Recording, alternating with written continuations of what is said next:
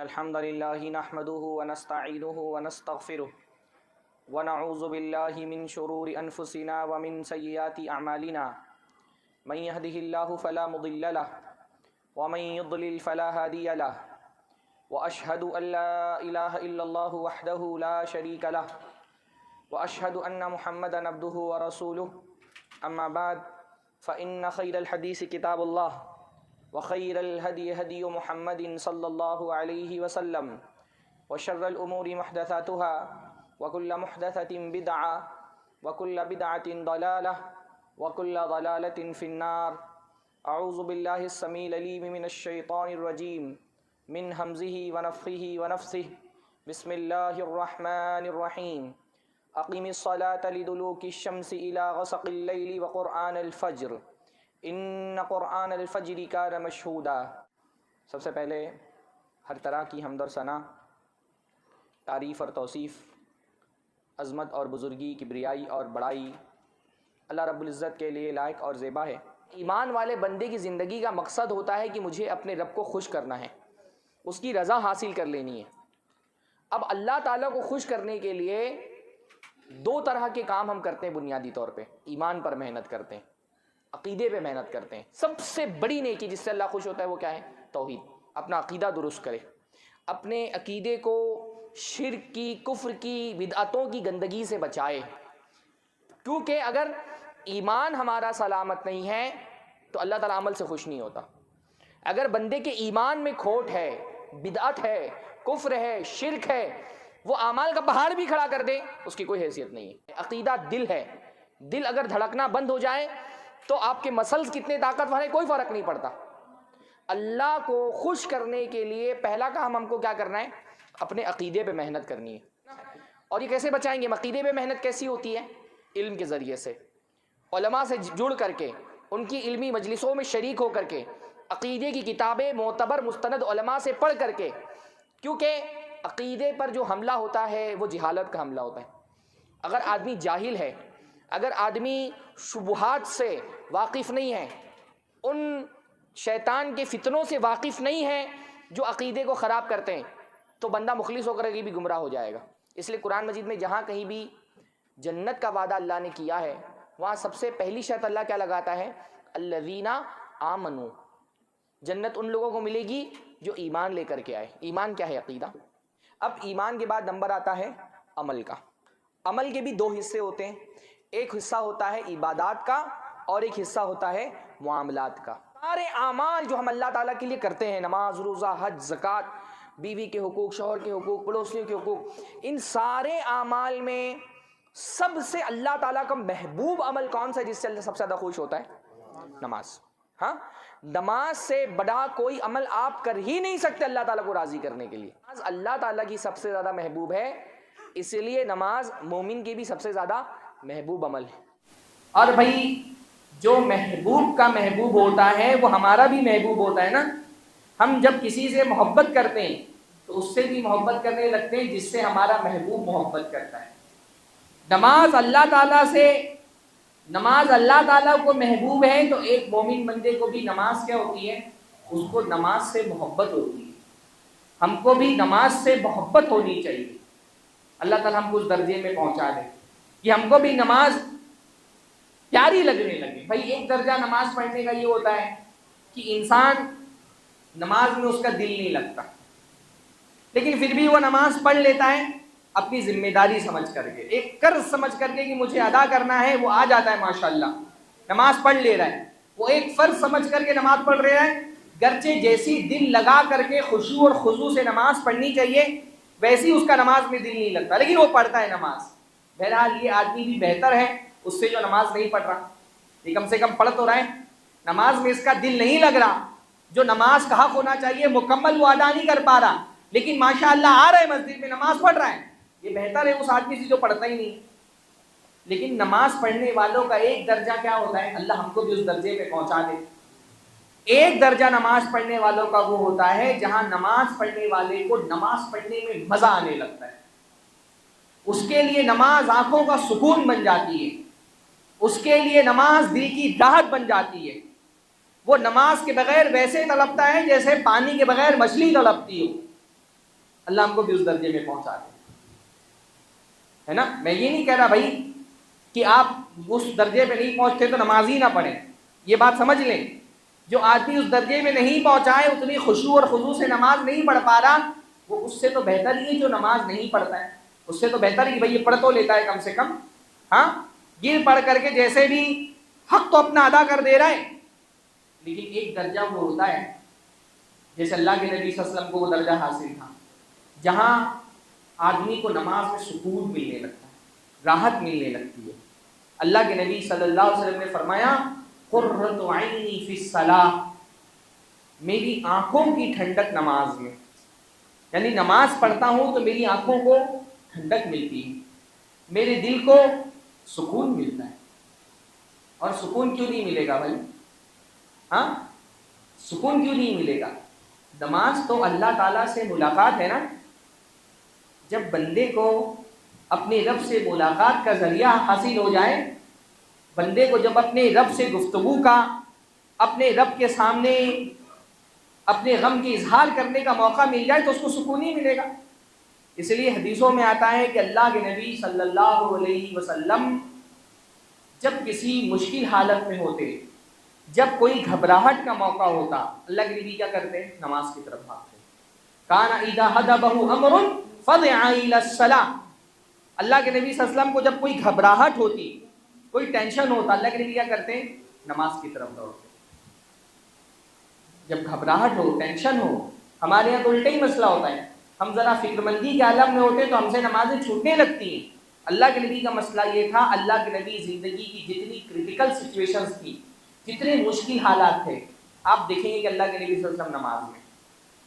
بدر کا موقع ہے، 313 کی تعداد میں مسلمان ہیں، 1000 کافروں سے مقابلہ کرنا ہے، اللہ کے نبی کا سجدے میں. احد کا موقع ہے، اللہ کے نبی سجدے میں. خندق کا موقع ہے، اللہ کے نبی سجدے میں. فتح مکہ کا موقع ہے، اللہ کے نبی صلی اللہ علیہ وسلم سر جھکا کر کے مکہ میں داخل ہو رہے ہیں. حتیٰ کہ طوفان آتا، اللہ کے نبی صلی اللہ علیہ وسلم کو گھبراہٹ ہوتی کوئی شدید کہیں طوفان کی شکل میں عذاب نہ آ جائے، اللہ کے نبی فوراً کیا کرتے؟ سجدے میں چلے جاتے. سورج گرہن ہوتا، اللہ کے نبی سجدے میں چلے جاتے. چاند گرہن ہوتا، اللہ کے نبی صلی نماز پڑھتے. جب گھبراہٹ کا موقع ہوتا ہے، انسان مشکل حالات میں اپنے آپ کو کمزور محسوس کرتا ہے، تو بھائی کمزور آدمی کو راحت کے لیے کیا چاہیے ہوتا ہے؟ طاقتور کا سہارا، ہے نا.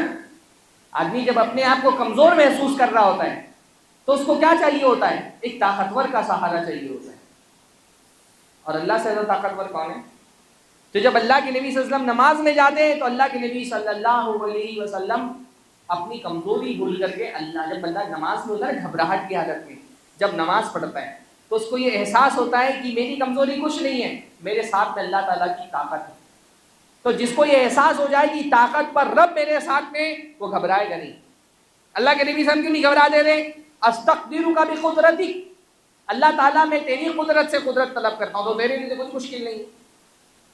مشکل حالت میں اللہ کے نبی صلی اللہ علیہ وسلم جب اللہ تعالیٰ سے جڑتے تو سکون ملتا. اللہ کے نبی ایمان والا بندہ بھی نماز میں اس کو مزہ آتا ہے، اس کا دل نماز میں لگا رہتا ہے، اس کو نماز سے سکون ملتا ہے. کیوں؟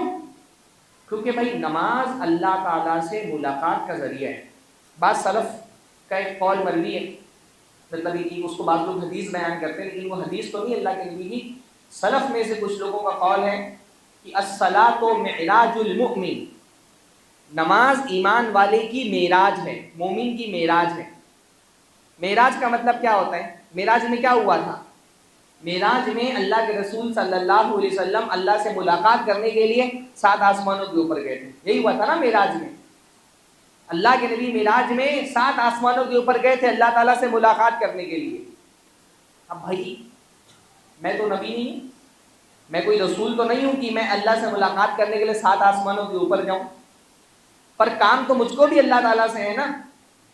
مجھے بھی اللہ سے اپنا غم بیان کرنا ہے، مجھے بھی اپنی تکلیفیں اللہ کے سامنے رکھنی ہے، مجھے بھی اللہ سے کچھ مانگنا ہے، میری بھی حاجتیں ہیں، میری بھی پریشانیاں ہیں، مجھے بھی اللہ تعالیٰ سے بیان کرنی ہے.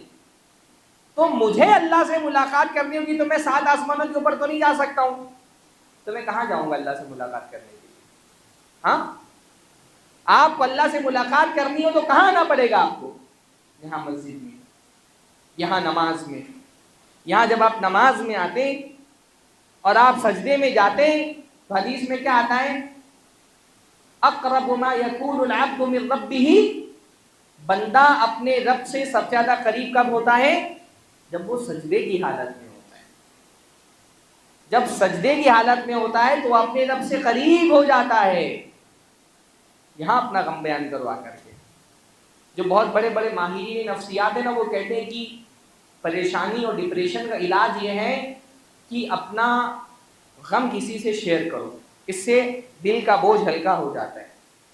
کوئی تکلیف ہے اگر آدمی کسی سے شیئر نہیں کرتا نا تو وہ تکلیف دل میں زخم بنتے بنتے دل کو مار دیتی ہے، وہ ناسور بن جاتی ہے دل کا. اس لیے ماہرین نفسیات کہتے ہیں کہ غم کا سب سے بہترین علاج کیا ہے؟ کسی کے ساتھ اس کو شیئر کر دو جو تمہارا قریبی ہو. ایمان والے بندے کا سب سے قریبی کون ہے؟ اس کا رب ہے. وہ جب سجدے میں آ کر کے اپنا غم اللہ سے بیان کرتا ہے نا، اس کے دل کو راحت ملتی ہے. جیسے حضرت یعقوب نے کہا انما اشکو بثی وحزنی الی اللہ، میں تو اپنا غم اور اپنی تکلیف اللہ تعالیٰ سے شیئر کرتا ہوں، اس کے سامنے اپنا غم رکھتا ہوں. تو ایمان والا بندہ جب سجدے میں آتا ہے نا، اس کو اللہ سے قربت کا احساس ہوتا ہے کہ میں اللہ سے قریب ہوں. اور جب بندہ اللہ سے قریب ہوتا ہے تو اس کو مزہ آتا ہے سجدے میں، اس کا دل لگتا ہے نماز میں. ہاں جب بندہ یہ محسوس کرنے لالا ہو جاتا ہے نا کہ نماز کیا ہے؟ اللہ سے ملاقات کا ذریعہ ہے، تو اس کو نماز میں مزہ آنے لگتا ہے، اس کو لطف آتا ہے نماز میں، اس کا دل لگ جاتا ہے نماز میں. پھر اس کو نماز بھاری نہیں پڑتی. اس کو تو بھئی حدیث میں آتا ہے کہ اللہ تعالیٰ جن لوگوں کو قیامت کے دن عرش کے سائے کے نیچے جگہ دے گا، جب اللہ کے عرش کے سائے کے علاوہ کوئی سایہ نہیں ہوگا، تو جن مخصوص تھوڑے ہی لوگ ہوں گے جن کو قیامت کے دن عرش کا سایہ نصیب ہوگا، باقی سب لوگ چلچلاتی دھوپ میں پسینے بہا رہے ہوں گے. کچھ خوش نصیب وہ لوگ ہوں گے جن کو عرش کا سایہ ملے گا. ان خوش نصیب لوگوں میں سے ایک آدمی کون ہوگا؟ وہ آدمی قلبہ معلق بالمساجد، جس کا دل مسجد میں ہی لٹکا رہتا تھا. ہاں ایمان والے بندے کو نماز میں اتنا مزہ آتا ہے نا کہ اس کا دل مسجد میں لگ جاتا ہے، وہ مسجد چھوڑ کے جانا ہی نہیں چاہتا ہے. وہ جمعہ کی نماز پڑھنے کے لیے آیا ہے، دل اس کا لگ گیا ہے. اب وہ اس کا دل ہی نہیں، کیونکہ وہ اس کے لیے نماز اللہ سے ملاقات کا ذریعہ ہے نا، تو مسجد چھوڑ کے نہیں جانا، اس کا دل ہی نہیں کہہ رہا مسجد چھوڑ کر کے جاؤں، دل لگا ہوا ہے مسجد میں. لیکن کیا کرے گا؟ اور بھی مصروفیات ہیں، گھر کے کام ہیں، معاشی سرگرمیاں ہیں، دکان چلانا ہے، کاروبار کرنا ہے، تجارت کرنا ہے، تو چھوڑ کر کے مسجد جانا پڑتا ہے. جسم مسجد میں چھوڑ کے جسم مسجد سے لے کے چلا جاتا ہے، لیکن وہ دل اپنا مسجد میں ہی چھوڑ کے چلا جاتا ہے. اس کو اتنا نماز میں مزہ آتا ہے کہ اس کا دل مسجد میں ہی رہ جاتا ہے، اپنا جسم لے کر کے جاتا ہے، لیکن انتظار کرتا رہتا ہے کہ کب عصر کی اذان ہوگی اور پھر میرے رب کی طرف سے بلاوا آئے گا اور پھر اس کے سامنے سجدہ کرنے کی خوش نصیبی مجھے ملے گی. اس کا دل لگا رہتا ہے. وہ عصر پڑھ کے جاتا ہے، مغرب میں دل لگا رہتا ہے. ہمارا معاملہ اس کے برعکس ہے، ہمارا معاملہ اس کا الٹا ہے. ہمارا مسئلہ یہ کہ ہم اپنا جسم مسجد میں لے آتے، دل مسجد میں لے کے ہی نہیں آتے.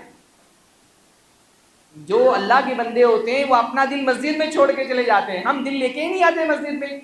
ہم تو جسم مسجد میں لے آتے ہیں، ہمارا دل گھر میں لگا ہوا ہے، دوستوں کی مجلس میں لگا ہوا ہے، موبائل میں لگا ہوا ہے، اپنی دکان پر لگا ہوا ہے، تجارت میں لگا ہوا ہے، تو کیسے نماز میں مزہ آئے گا؟ ہاں ہم کو اسی لیے نماز پڑھنا بھاری پڑتی ہے کہ ہم دل سے نماز نہیں پڑھتے، ہم صرف جسم سے نماز پڑھ رہے ہوتے ہیں. جسم ہمارا نماز میں ہوتا ہے، دل دنیا کے خیالات میں مگن ہوتا ہے، تو نماز بھاری پڑے گی. جو دل سے نماز پڑھتے ہیں نا ان کو نماز بھاری نہیں پڑتی. اللہ نے فرمایا کہ استعینوا بالصبر والصلاۃ، اللہ سے مدد طلب کرو صبر کے ذریعے اور نماز کے ذریعے. وَإِنَّهَا لَكَبِيرَةٌ إِلَّا عَلَى الْخَاشِعِينَ، اور یہ نماز بہت بھاری چیز ہے، نماز آسان نہیں. آپ دیکھیں گے نا مسلمانوں میں روزہ تقریباً بہت لوگ رکھتے ہیں، بہت کم لوگ ہیں جو روزہ چھوڑتے ہیں. حج بھی کر لیتے ہیں، موقع ملتا ہے، صدقات و خیرات بھی کر لیتے ہیں، نماز نہیں پڑھ پاتے پابندی سے. نماز پڑھنا بہت مشکل کام ہے. وَإِنَّهَا لَكَبِيرَةٌ، نماز بہت بھاری کام ہے. لیکن کون لوگ جن کو نماز بھاری نہیں پڑتی؟ إِلَّا عَلَى الْخَاشِعِينَ، خشوع سے نماز پڑھنے والوں کو نماز بھاری نہیں پڑتی. ان کو تو لطف آتا ہے نماز میں، ان کو مزہ آتا ہے نماز پڑھنے میں. اس لیے آپ جو پڑھتے ہیں نا صحابہ کرام کے واقعات، سلف کے واقعات، اللہ کے نبی صلی اللہ علیہ وسلم پوری نماز رات بھر پڑھ رہے ہیں اور پیر میں سوجن آ گئی اللہ کے نبی صلی اللہ علیہ وسلم کی. صحابہ اتنی لمبی نمازیں پڑھ رہے ہیں، کیوں ان کو نماز بھاری نہیں پڑتی تھی؟ کیونکہ وہ دل لگا کے نماز پڑھتے تھے. وہ محسوس کرتے تھے کہ نماز میں میں اپنے رب سے گفتگو کر رہا ہوں، میں اپنے رب کے قریب ہو گیا ہوں. تو جب آدمی اپنے محبوب کے ساتھ ہو تو اس کو مجلس بھاری پڑتی ہے، اس کو تو مزہ آتا ہے بھائی. ہاں، آدمی جس سے محبت کرتا ہے، بات سمجھ آ رہی کہ نہیں سمجھ آ رہی میری؟ آدمی جس سے محبت کرتا ہے اس کے ساتھ بیٹھنا اچھا لگتا ہے نا، کہ بھاری پڑتا ہے. آدمی گھڑی نہیں دیکھتا ہے بار بار، اس کو تو مزہ آتا ہے جتنا موقع ملے اتنا لمبی مجلس ہو جائے. جب بندہ یہ سوچتا ہے نماز میرے رب کے ساتھ میری مجلس ہے، میرے رب کے ساتھ میری ملاقات ہے، تو ان کو نماز بھاری نہیں پڑتی. یعنی میں دیکھ رہا ہوں ماشاءاللہ رمضان میں جب سے کووڈ آیا ہے، آپ کے یہاں کی صورتحال نہیں پتا، ممبئی میں بہت لوگ ایک پارے کی تراویح نہیں پڑھ پا رہے، بھاری پڑنے لگی لوگوں کو. آدھے پارے کی تراویح ہو رہی ہے، پاؤں پارے کی تراویح ہو رہی ہے. ہاں، 1-1.5 گھنٹہ تراویح پڑھنا لوگوں کے لیے بھاری ہو گیا، آدھے گھنٹے میں تراویح نپٹا رہے ہیں. کیوں ہم کو اتنا بھاری لگ رہا ہے؟ حضرت عمر کے زمانے میں جب تراویح شروع ہوئی اور سارے امام لوگ مصلیان کو ایک امام کے پیچھے نماز پڑھانا شروع کیا گیا، کتنی لمبی نماز پڑھتے تھے. صحابہ کہتے ہیں کہ ہم اتنی لمبی نماز پڑھتے تھے، کنا نخشى علی الفطور، کہ ہم کو ڈر لگتا تھا کہ کہیں ہماری سحری نہ چھوٹ جائے. اتنی لمبی نماز تراویح کی پڑھتے تھے. کنا نعتمد علی العشی، اتنی لمبی نماز ہو جاتی تھی کہ بعض لوگوں کو تھکان کی وجہ سے سہارا لینا پڑتا تھا عصا کا.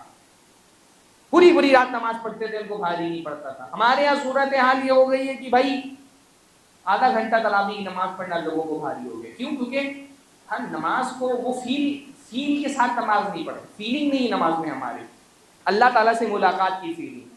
جب بندہ نماز کو اللہ سے ملاقات کا ذریعہ سمجھ لیتا ہے، اس کو مزہ آتا ہے نماز میں.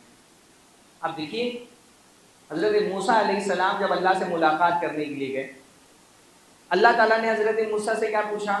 وَمَا تِلْكَ بِيَمِينِكَ يَا مُوسَىٰ، موسیٰ یہ تمہارے دائیں ہاتھ میں کیا ہے؟ کیا تھا ان کے دائیں ہاتھ میں؟ لاٹھی تھی، عصا تھا. بول دیتے لاٹھی ہے، جواب مکمل ہو جاتا. حضرت موسیٰ نے کیا کہا؟ هِيَ عَصَايَ أَتَوَكَّأُ عَلَيْهَا وَأَهُشُّ بِهَا عَلَىٰ غَنَمِي وَلِيَ فِيهَا مَآرِبُ أُخْرَىٰ. کہا یہ میرا عصا ہے، میں اس پر ٹیک لگاتا ہوں اور اپنی بکریاں اس سے چراتا ہوں اور بہت سارے کام کرتا ہوں. تو مفسرین نے کہا کہ بھائی اتنا لمبا جواب دینے کی کیا ضرورت تھی؟ کہہ دیتے میرا عصا ہے، جواب ہو جاتا. لیکن بول رہے ہیں میرا عصا ہے اور میں ٹیک لگاتا ہوں اور بکریاں چراتا ہوں اور بہت سارے کام اس سے کرتا ہوں. تو مفسرین نے اس جواب یہ دیا کہ بھئی اگر حضرت موسیٰ اللہ تعالیٰ سے ملاقات کر رہے تھے نا، ایک محبت کرنے والا جب اپنے محبوب سے ملتا ہے تو وہ چاہتا ہے کہ ملاقات لمبی ہو، مجلس طویل ہو، گفتگو چلتی رہے، باتیں ختم نہ ہو. تو اگر جلدی جواب دے دیتے تو کیا ہوتا؟ مجلس جلدی سے ختم ہو جاتی. تو اس لیے سوال چھوٹا سا تھا، جواب لمبا کر دیا تاکہ مجلس لمبی ہو. ہاں، صرف اتنا بول دیتے کافی تھا کہ میری لاٹھی ہے، لیکن بول رہے میری لاٹھی ہے اور میں اس پہ ٹیک لگاتا ہوں اور بکریاں چراتا ہوں اور بہت سارے کام کرتا ہوں تاکہ مجلس طویل، گفتگو لمبی ہو. تو بندہ جب یہ سوچتا ہے نا کہ نماز میری اللہ سے ملاقات کا ذریعہ ہے، تو وہ لمبی نماز میں اس کو بھاری نہیں پڑتی، اس کو نماز میں مزہ آتا ہے، اس کو نماز میں سکون ملتا ہے. اللہ ہم کو اس درجے پہ پہنچا ہے. اسی لیے مسجد تو سکون کا سب سے بڑا ذریعہ مسجد ہے، راحت و اطمینان کا سب سے بڑا ذریعہ مسجد ہے. یعنی کنواروں کو تو مسجد لازم پکڑ لینا چاہیے. اللہ کے نبی صلی اللہ علیہ وسلم کے زمانے میں کنوارے مسجد میں ہی رہتے تھے. گھر پہ کون جاتا تھا؟ شادی شدہ لوگ، ان کے بیوی بچے ہیں، ان کو حقوق ادا کرنے ہوتے تھے. کنواروں کا گھر مسجد تھا.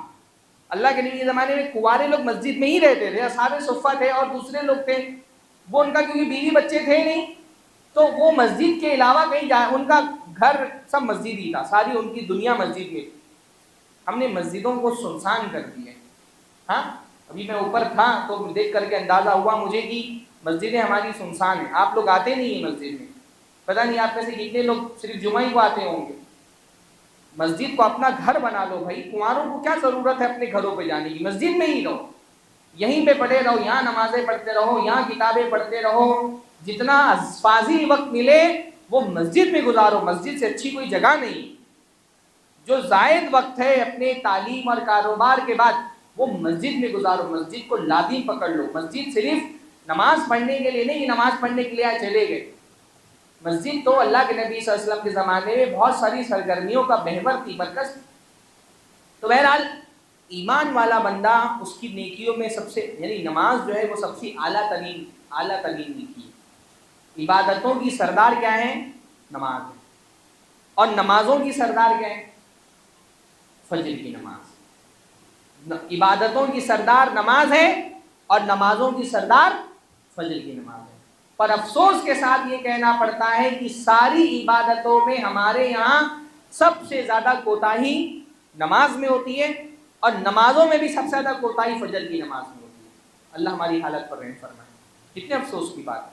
ہاں اور عبادتیں بندہ کر لیتا ہے. میں نے بتایا نا, آپ دیکھیں گے رمضان میں روزے بہت سارے لوگ رکھ رہے ہیں, صدقات و خیرات بھی کرتے رہتے ہیں, موقع ملا تو بڑھاپے میں حج بھی کر لیتے ہیں, نماز نہیں پڑھتے. اور نماز پڑھنے والے بھی بڑی تعداد ایسے لوگوں کی ہے جو فجر نہیں پڑھتے, اور نمازیں پڑھ لیں گے لیکن فجر نہیں پڑھیں گے. حالانکہ فجر دین کی بنیاد ہے, دین داری کی سب سے پہلی عید فجر کی نماز ہے. کتنے بجے تک بولنا ہے مجھے؟ ہاں ہے 5-10 منٹ اور. فجر کی نماز عبادتوں کی سردار ہے. میں دیکھ رہا ہوں ماشاءاللہ دائی ہیں, مبلغ ہیں, فجر کی نماز میں غائب ہے. ایسے آدمی کو شرم آنی چاہیے اپنے آپ کو دائی بولتے ہوئے جو فجر کی نماز نہیں پڑھتا. آپ کاہے کے دائی ہیں بھائی؟ دائی کا کام ہوتا ہے بندوں کو اللہ تعالیٰ سے جوڑنا. یہ خود اللہ سے ہی جوڑا, یہ بندوں کو اللہ سے کیا جوڑے؟ عالم ہے بہت سارے ماشاءاللہ, میں نے دیکھا خطیب ہے شعلہ بیاں, رات بھر جلسے ہوتے ہیں, اسٹیج ہلا کر کے رکھ دیتے ہیں, اور فجر کی نماز میں سوئے پڑے ہوئے ہوتے ہیں. مسجد کے ٹرسٹی ہیں, فجر کی نماز میں غائب ہے. کائے کے ٹرسٹی ہو بھائی تم؟ پہلے نمازی تو بنو. ٹرسٹی بننا, ذمہ دار بننا تو ایک اونچے لیول کا ہے. پہلے نمازی بن جاؤ, پھر ٹرسٹی والا مرتبہ آئے گا. فجر کی نماز میں غائب ہے. واللہ اللہ کے نبی, اتنی فجر کی اتنی فضیلتیں ہیں. اللہ کے نبی نے فرمایا اگر تم کو یہ پتا ہو ما فی الصبح والعتمتی کہ عشاء کی نماز میں اور فجر کی نماز میں کتنا ثواب ہے, ان کا کیا مقام ہے, اور ان کو چھوڑنے پر عذاب کیا ہے, لَأَتَوْهُمَا وَلَوْ حَبْوًا, تو اگر پیٹ کے بل گھسٹ کر کے مسجد میں آنا پڑے تو آؤ گے, لیکن نماز نہیں چھوڑو گے. مسجد میں آ کر کے پڑھو گے نماز. اگر پتہ چل جائے ہاتھ پیر ٹوٹ گئے ہوں اور سرین کے بل گھسیٹ کر کے تم کو اپنے جسم کو لانا پڑے, تم لاؤ گے فجر کی نماز, لیکن نہیں چھوڑو گے. اتنا بڑا فجر کی فضیلت ہے. ہاں اللہ کے نبی صلی اللہ علیہ وسلم فجر کی جو فرض نماز ہے اس کو تو جانے دیں. اللہ کے نبی نے فجر کی سنتوں کے بارے میں فرمایا. 2 رکعت سنتیں جو سب سے ہلکی سنتیں اللہ کے نبی پڑھتے تھے. اللہ کے نبی نے فرمایا کہ یہ 2 رکعت سنتیں دنیا اور دنیا میں جو بھی ہیں ان سے بہتر ہے. خیر من الدنیا وما فیہا رکعت الفجر خیر من الدنیا وما فیہا. 2 رکعت سنتیں پوری دنیا اور دنیا کی ساری نعمتیں ترازو کے ایک پلڑے میں رکھ دی جائیں, 2 رکعت سنتیں جو فجر کی ہیں ان کا مقابلہ نہیں کر سکتی. اتنی اہم ہے صرف سنت 2 رکعت. یہ 2 رکعت سنت اگر چھوٹ جائے تو ہم کو افسوس کرنا چاہیے, اور فرض چھوڑنا تو بہت دور کی بات ہے. آپ میں سے کتنے لوگ ہیں جنہوں نے آج فجر کی نماز پڑھی ہے؟ ہاں میں نہیں کہہ رہا ہاتھ اٹھائیں, میں کہہ رہا ہوں اپنے آپ سے سوال کریں. جمعہ پڑھنے کیوں آئے ہیں آپ؟ جمعہ پڑھنے کیوں آئے ہیں آپ؟ کیا جمعہ کا رب فجر کے رب سے الگ ہے؟ ہاں جس رب کو خوش کرنے, اللہ کو خوش کرنے کے لیے آئے جمعہ پڑھنے کو نا, تو کیا جمعہ کے لیے جس رب نے بلایا ہے فجر کے لیے کسی دوسرے رب نے بلایا تھا؟ کیا جمعہ کا رب فجر کے رب سے الگ ہے؟ بلکہ بھائی فجر میں تو اسپیشل انویٹیشن ہوتا ہے اللہ تعالیٰ کی طرف سے, ہے کہ نہیں؟ فجر کے لیے تو الگ طرح سے دعوت دی جاتی. کیسے؟ خطیب اگر اپنے سامنے سے بات کرے نا, جمعہ کے دن آپس میں بات کرنا منع ہے. خطیب اور سامعین آپس میں بات کر سکتے ہیں۔ فجر میں تو اللہ تعالیٰ اسپیشل انویٹیشن دیتا ہے نا، الصلاۃ خیر من النوم، الصلاۃ خیر من النوم۔ یہ کون ہے؟ یہ اللہ تعالیٰ ہی بلا رہا ہے نا، مؤذن اپنی طرف سے تھوڑی اس نے الفاظ کر لیے۔ یہ الفاظ مؤذن کو کہنے کا حکم کس نے دیا ہے؟ اللہ نے دیا ہے۔ کتنے تھے بھائی آج فجر کی نماز میں؟ کتنے تھے اس مسجد میں مصلی؟ کوئی ہے فجر کی نماز پڑھنے والا؟ کتنے مصلی تھے آج مسجد میں؟ ایک صف ہوتی ہے کہ نہیں ہوتی ہے فجر میں؟ ہاں، ایک صف نہیں ہو پاتی۔ کتنے افسوس کی بات ہے۔ ہم سوچتے ہیں کہ ہم پر اتنی مصیبتیں آ رہی ہیں، اللہ تعالیٰ بدر کی طرح ہماری مدد کے لیے فرشتے کیوں نہیں نازل کر دیتا ہے؟ یہی سوچتے ہیں نا کہ حکومتوں کی طرف سے اور مسلمانوں کے دشمنوں کی طرف سے ایسے ظلم کے پہاڑ توڑے جا رہے ہیں، آسمان سے فرشتے کیوں نہیں اتر رہے؟ آسمان سے فرشتے ہمارے لیے اتریں گے؟ ہم اللہ تعالیٰ کے لیے ایک وقت کی نیند نہیں قربان کر پاتے، ہمارے لیے اللہ تعالیٰ آسمان سے فرشتے نازل کر دے گا؟ ہماری مدد ایسے ہو؟ اللہ تعالیٰ بے نمازیوں کی مدد کے لیے اللہ آسمان سے فرشتے نازل کرے گا؟ ہم اللہ تعالیٰ کے لیے آدھا ایک گھنٹے کے لیے نیند نہیں قربان کر سکتے، ہم سوچتے ہیں اللہ تعالیٰ آسمان سے فرشتے کیوں نہیں نازل کر رہا ہمارے لیے؟ اللہ کی مدد نماز سے آتی ہے۔ استعینوا بالصبر والصلاۃ، اللہ تعالیٰ کی مدد طلب کرو صبر کر کے، نماز پڑھ کر کے۔ ہم نماز فجر کے لیے اٹھ نہیں پاتے اور ہم سوچتے ہیں اللہ تعالیٰ ہماری مدد کیوں نہیں کر رہا؟ کہاں سے مدد کرے گا؟ الٹا اور عذاب آئے گا اللہ تعالیٰ کا۔ یہ جو آج عذاب کی صورت میں ہمارے دشمن ہمارے سروں پر مسلط ہیں، اس کی وجہ یہ ہے، اس پر تو ہم بات ہی نہیں کرتے نا، اس پر ہم بات ہی نہیں کرتے۔ یہ اصل وجہ ہے اللہ تعالیٰ کے عذاب کی۔ اللہ سے آپ اتنی بے وفائیاں کریں گے تو اللہ تعالیٰ پھر مدد اپنی اٹھا لے گا ہمارے اوپر سے۔ اللہ کے بندو نماز پڑھو فجر کی نماز مصیب۔ اللہ کے نبی صلی اللہ علیہ وسلم نے فرمایا کہ جس نے صبح کی نماز پڑھ لی، من صلی الصبح فہو فی ذمۃ اللہ، وہ اللہ تعالیٰ کی ذمہ داری میں آ جاتا ہے۔ اللہ تعالیٰ اس کو اپنی گارنٹی میں لے لیتا ہے۔ اللہ کے ذمے سے بڑا کس کا ذمہ ہو سکتا ہے؟ ہاں، اللہ اس کا ذمہ لے لیتا ہے، وہ اللہ تعالیٰ کے ذمے میں آ جاتا ہے۔ میں دیکھتا ہوں کتنے سارے لوگ آ کر کے بولتے ہیں مولانا کاروبار نہیں چل رہا، لگتا ہے کسی نے کچھ جادو کر دیا ہے، کسی کے یہاں کوئی بیماری ہے اور علاج کرا رہے ہیں فائدہ نہیں ہو رہا ہے، کسی کے یہاں کوئی اور پریشانی ہے، دنیا بھر کے راقیوں کے پیچھے بھاگتے ہیں، دوڑتے ہیں، ایک سے ایک بابا کے ساتھ جا کر کے جھاڑ پھونک کراتے ہیں، لیکن فجر کی نماز نہیں پڑھتے۔ تعویذیں پہن لیں گے، قلعہ ٹھکوا رہے ہیں، کیا کیا نہیں کر رہے، فجر کی نماز نہیں پڑھ رہا اللہ کا بندہ۔ ہاں، اللہ کہہ رہا ہے فجر کی نماز پڑھو، میں تم کو اپنے ذمے میں لے لوں گا۔ فجر نہیں پڑھے گا، باقی سارے خرافات کر لے گا، فجر پڑھو۔ ہاں بھائی، آپ کو تو اٹھنا ہی ہے نا بھائی۔ جو فجر کی نماز میں نہیں اٹھا، 5 بجے 5:30 بجے نہیں اٹھا، وہ 7 بجے اٹھے گا، 8 بجے اٹھے گا، 9 بجے اٹھے گا، 12 بجے اٹھے گا، اٹھے گا نا؟ ایسا تو نہیں کہ پورا دن سویا پڑا رہے گا۔ دنیا میں 2 طرح کے لوگ ہیں، کچھ لوگ رازق کے لیے اٹھتے ہیں اور کچھ لوگ رزاق کے لیے اٹھتے ہیں۔ کچھ لوگ رزق کے لیے اٹھتے ہیں اور کچھ لوگ رزاق کے لیے اٹھتے ہیں، ہے نا؟ 2 ہی طرح کے لوگ ہیں دنیا میں۔ کچھ لوگ فجر کے وقت میں اٹھ جاتے ہیں اپنے رزاق کو خوش کرنے کے لیے، کچھ لوگ 12 بجے اٹھ رہے ہیں، 9 بجے اٹھ رہے ہیں رزق حاصل کرنے کے لیے۔ دکان پہ جانا ہے، دکان کھولنی ہے، تجارت کرنی ہے، کاروبار کرنا ہے، تو یا تو انسان رزق کے لیے اٹھتا ہے یا رزاق کے لیے اٹھتا ہے۔ کتنی گری ہوئی سوچ ہے کہ بندہ رزق کے لیے تو 10 بجے 11 بجے اٹھ جائے، صبح 5:30 بجے 6 بجے رزاق کے لیے نہیں اٹھ پائے۔ کتنی افسوس کی بات ہے۔ آپ کو کن لوگوں میں سے بننا ہے؟ رزق کے لیے اٹھنے والوں کے لیے یا رزاق کے لیے اٹھنے والوں کے لیے؟ رزاق کے لیے۔ اللہ ہی رزاق کے لیے اٹھو، رزاق تم کو اپنے رزق سے محروم نہیں کرے۔ بہت خوش نصیب ہیں وہ لوگ جو فجر کی نماز میں اٹھتے ہیں۔ اللہ کے نبی صلی اللہ علیہ وسلم نے ایسے لوگوں کو طیب النفس کہا ہے، ان کا نفس پاک ہوتا ہے۔ تو منافق کی علامت کہی گئی ہے کہ وہ فجر کی نماز میں سویا پڑا رہتا ہے۔ خبیث ہیں وہ لوگ جو فجر کی نماز میں سوئے پڑے رہتے ہیں۔ کتنا برا لفظ لگا خبیث۔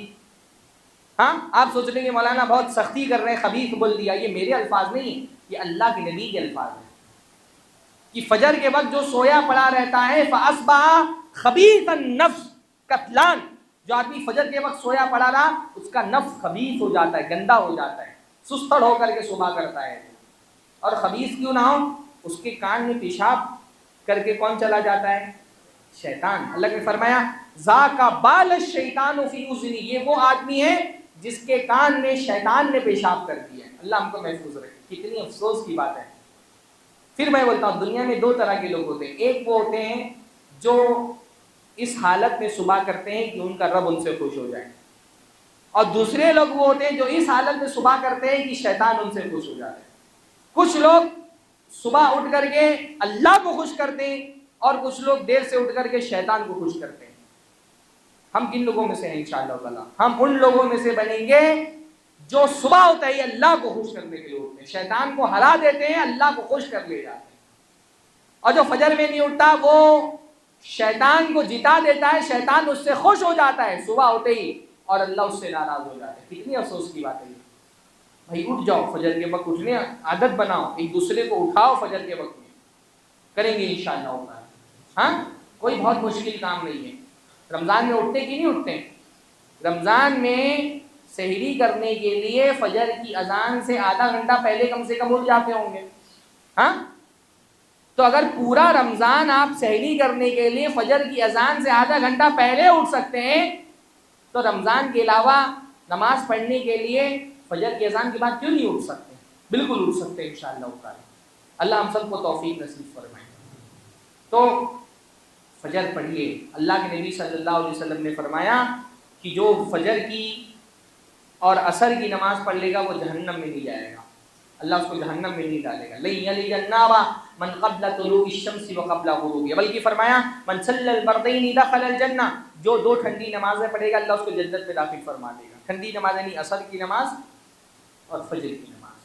اللہ ہم سب کو اس بات کی توفیق نصیب فرمائے. تو کم سے کم میں اتنی تو امید کروں نا کہ اتنی بڑی تعداد ماشاءاللہ جمعہ میں تو کم سے کم عصر میں تو آئیں گے. کہ جمعہ کا اتنا میں آیا ہوں ادھر ممبئی سے اتنا لمبا سفر طے کر کے، تو اس خطبے کا اثر جو ہے وہ عصر تک بھی باقی نہیں رہے گا. عصر تک کے تو اثر رہے گا نا انشاءاللہ تعالی. یا شیطان ابھی سے دماغ میں یہ بات ڈال دے رہا ہے کہ بات نہیں ماننی. اللہ تعالیٰ ہم سب کو فجر کی نماز کا پابند بنائے، تمام نمازوں کا پابند بنائے. تیز آمین بولیے. بعض لوگ آمین بولتے ہوئے ڈرتے کہ آمین بول دیا تو کرنا پڑے گا. اللہ سے توفیق مانگے، اللہ کی توفیق سے سب کچھ ہوتا ہے. خود پڑھیے فجر کی نماز، اپنی بیوی کو فجر کی نماز پڑھائیے، اپنے بچوں کو فجر کی نماز پڑھائیے. آپ کا بچہ اسکول نہ جائے سوتا رہے تو آپ ڈنڈی اٹھا کر کے مارنا شروع کر دیں گے اور وہ فجر پڑھنے کے لیے نہیں آ رہا ہے. ہاں جہنم کی آگ میں پڑا ہوا ہے. کتنا بڑا اللہ کے نبی صلی اللہ علیہ وسلم نے، آخری حدیث بیان کرتا ہوں، اللہ کے نبی صلی اللہ علیہ وسلم نے ایک مرتبہ اللہ کے نبی کو معراج کرائی تھی. تو اللہ کے نبی صلی اللہ علیہ وسلم نے دیکھا، جہنم دکھائی گئی اللہ کے نبی کو. اللہ نے دیکھا ایک آدمی سویا پڑا ہوا ہے، جیسے لوگ فجر چھوڑ کے سوئے پڑے رہتے ہیں نا، ایسے لیٹا ہوا ہے. اور بغل میں اس کے ایک فرشتہ کھڑا ہے اور اس کے پاس ایک وزنی پتھر ہے. اس وزنی پتھر کو لے کر کے فرشتہ اس کے سر پہ مارتا ہے. سر اس کا ٹکڑوں میں بڑھ جاتا ہے، پتھر جا کر کے لڑک کے دور چلا جاتا ہے. وہ فرشتہ جاتا ہے، پتھر دوبارہ اٹھا کے لاتا ہے اور اٹھا کر کے جب واپس اس بندے تک پہنچتا ہے اس کا سر واپس پہلے جیسا جڑ جاتا ہے. پھر اس کے سر پہ اٹھا کر کے پتھر مارتا ہے، پھر وہ پتھر لڑک کر کے دور چلا جاتا ہے. پھر وہ پتھر اٹھانے کے لیے جاتا ہے، پھر واپس آتا ہے، اس کا سر پھر سے جڑ جاتا ہے. تو اللہ کے نبی صلی اللہ علیہ وسلم نے پوچھا یہ کون، اس نے کیا غلطی کی تھی، کتنا شدید عذاب اس کو ہے. پتھر سے سر پھوڑ دینا سمجھ رہے کتنا شدید عذاب ہے. تو اللہ کے نبی سے بتایا جاتا ہے یہ وہ آدمی ہے جس نے قرآن سیکھا پھر اس سے غافل ہو گیا. غافل ہو گیا یعنی قرآن سیکھ کر کے اس پہ عمل نہیں کیا. وَيَنَامُ عَنِ الصَّلَاةِ الْمَكْتُوبَةِ، اور فرض نماز چھوڑ کر کے سوتا رہتا تھا یہ بندہ. آپ سوچیں مرنے کی بعد سے قیامت تک کے یہ عذاب ہوتا رہے گا اس کو جس نے فجر نہیں پڑھی. پھر اس کے بعد تو فیصلہ ہوگا قیامت کی جنت میں اگلی جہنم میں جائے گا.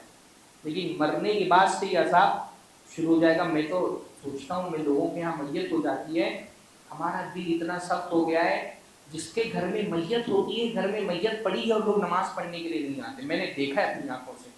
اذان ہو رہی ہے گھر میں ایک انسان کی مردہ لاش پڑی ہوئی ہے، پھر بھی ہمارے دل اتنے سخت ہو گئے اس دن بھی نماز نہیں پڑھتے. جس دن گھر میں وفات ہوئی اس دن بھی نماز نہیں پڑھتے. اللہ ہماری عظمت کتنا دل ہمارا سخت ہو گیا، پتھر بن گئے ہمارے دل. اللہ تعالیٰ ہمارے دلوں کو نرم کرے. اللہ تعالیٰ کی آیتیں سنائی جا رہی ہیں، اللہ کی حدیثیں سنائی جا رہی ہیں، لیکن دل پگھل نہیں رہے لوگوں کے. کوئی اثر نہیں پڑ رہا ہے دلوں پر. ایسا شیطان نے ہمارے دلوں پہ قبضہ کر لیا ہے. کوئی دشمن ہماری زمین پر قبضہ کر لے تو ہم فکر مند ہو جاتے ہیں. شیطان نے ہمارے دلوں پہ قبضہ کیا ہوا ہے، اس لیے نصیحتیں اثر نہیں کر رہی ہیں، خطبے ہو رہے ہیں، علماء بیانات کر رہے ہیں، اثر نہیں ہو رہا اس کا. لیکن انشاءاللہ آج اثر ہوگا انشاءاللہ، ہے نا. میں پوچھوں گا یہاں ذمہ داران سے کہ کل فجر کی جماعت میں کتنے لوگ تھے انشاءاللہ. اللہ ہم سب کو توفیق عطا فرمائے. وآخر دعوانا